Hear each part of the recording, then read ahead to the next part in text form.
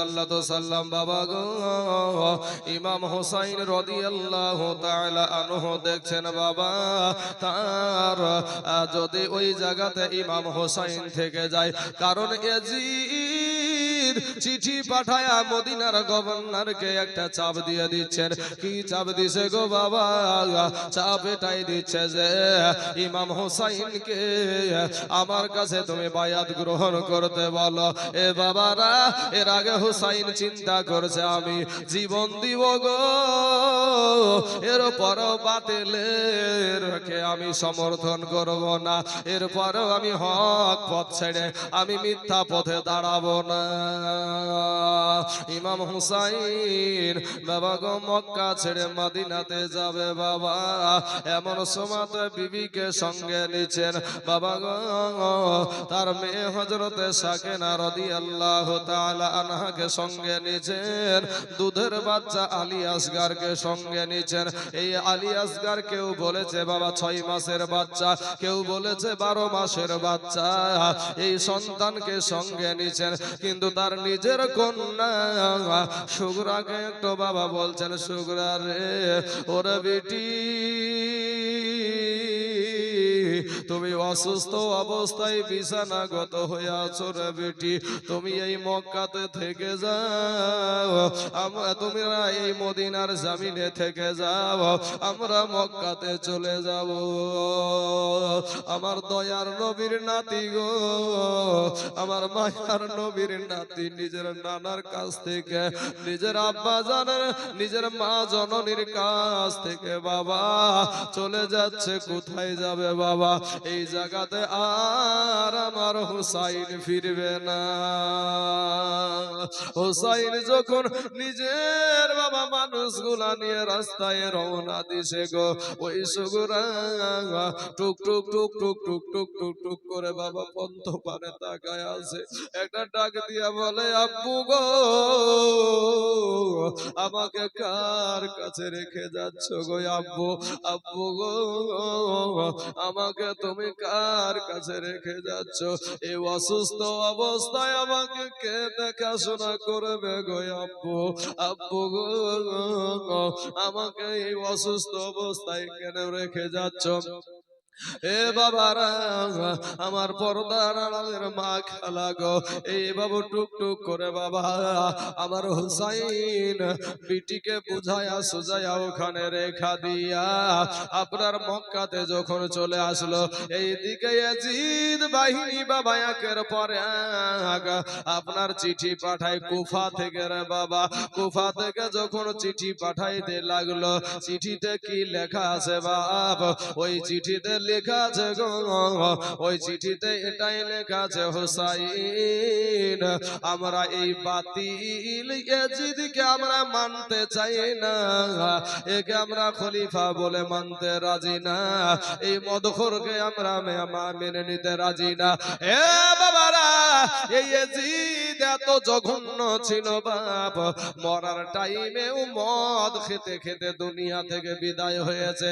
আল্লাহর হালাল খাবার তার পেটে যেত না, হারাম খাবার খেয়ে খেয়ে খেয়ে খেয়ে আপনার চলে ওকে দুনিয়া ছাড়তে হয়েছে গো বাবা। এ বাবারা, একটা একটা একটা করে যখন আপনার চিঠি আসতে লাগলো, আমার হুসাইন বলছে, ও মদিনা, ও মক্কার মানুষেরা শুনেন গো, কুফা থেকে চিঠি আসছে, আমাকে তারা সেখানে ডাকছে, আমাকে তারা দাওয়াত করছে, আমি ওই কুফাতে চলে যাব। মদিনাবাসীরা বলছেন, হুসাইন তোমার ভাইজান হাসাইনকে হারানোর ব্যথা আমাদের এখনো শুকায়নি গো, এখনো সেই দুঃখ আমাদের কাছ থেকে যায় নাই। এর ভিতরে তোমাকে আমরা কুফা যেতে দেব না, তোমাকে আমরা কুফাতে যেতে দেব না, কারণ ওই কুফা দেশের মানুষ ভালো না। ওই কুফা দেশের মানুষের চিঠির রং ভালো দেখা যায়, কিন্তু তাদের তরবারি নবীর কাজ কিন্তু ভালো হবে না,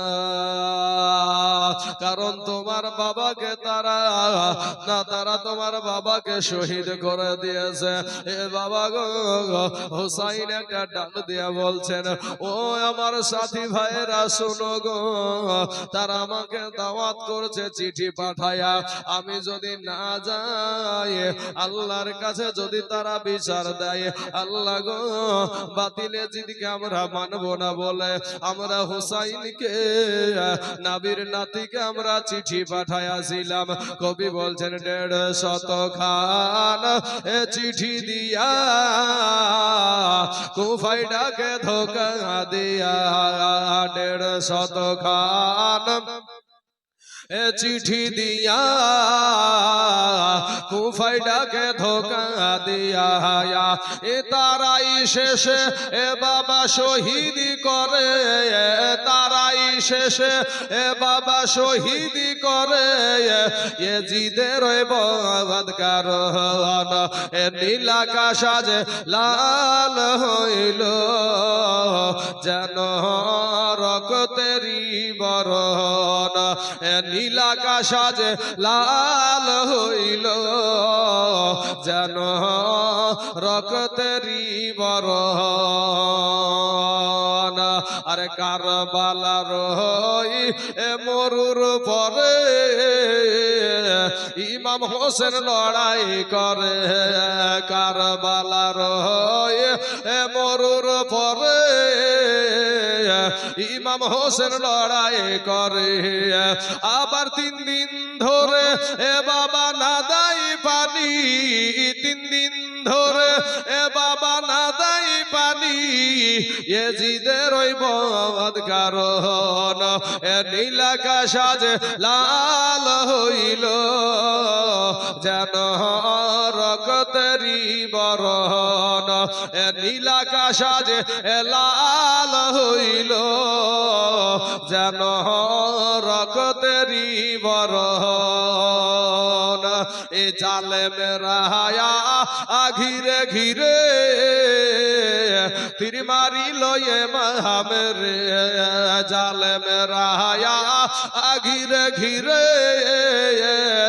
তীর মারিল মামেরে, কাতরা হালে এ বাবা ইমাম হোসেন, কাতরা হালে এ বাবা ইমাম হোসেন খোদাকে করেন স্মরণ, এ নীলাকাশ আজ লাল হইল যেন রক্তেরই বরণ, এ নীলাকাশ আজ লাল হইল যেন রক্তেরই বরণ। 150 খান চিঠি দিয়া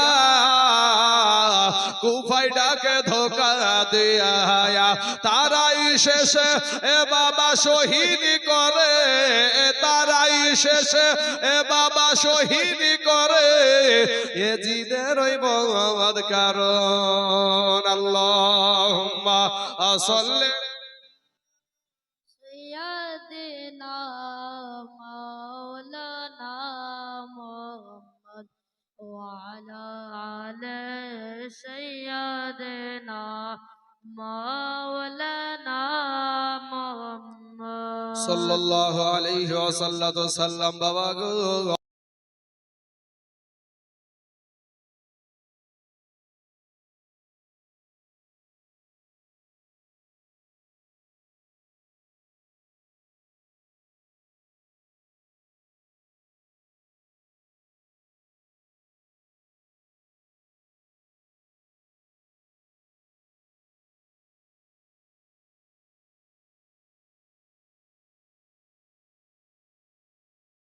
সাহাবীরা শোনো গো, আমি হোসাইন আটকা থাকতে পারবো না।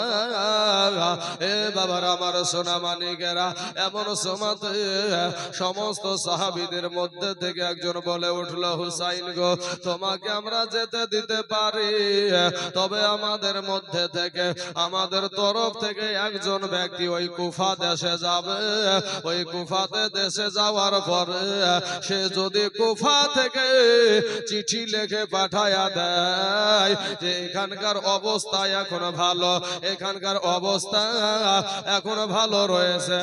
বাবাজি এখনকার যদি চিঠি লেখায়া দেয় এখানকার অবস্থা ভালো, তাহলে